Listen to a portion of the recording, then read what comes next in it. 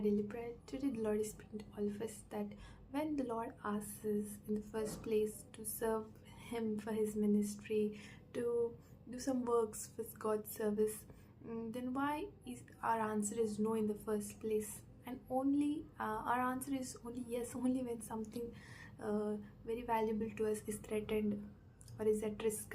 Okay, example, imagine that as a person, and the person was asked to serve the Lord Himself asked that person, and the first time the answer is no.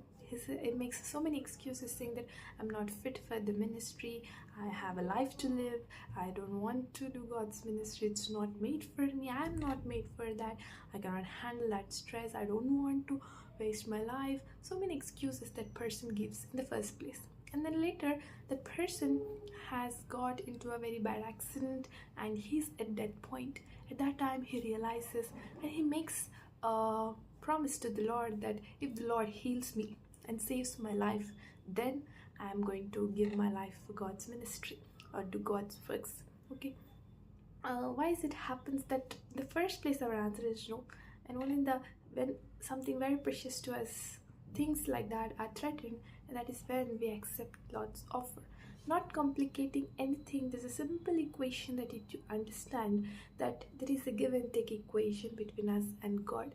Okay, you need protection from the enemy, that is the Satan, that won't leave until you have God's protection around you. If you do not have protection, it is easy to attack and destroy your life.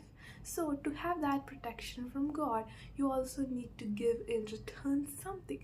So you are serving the Lord in return for the protection of God. So that is a very simple equation. People make it very complicated and take a long time to realize this simple equation. So today you have understood why you need to serve the Lord, and every child of God needs this protection. That means every child of God needs to serve the Lord in some or the other way. And here, serving the Lord doesn't mean that you need to be a pastor, you need to be belonging to a pastor's family, you need to have a church.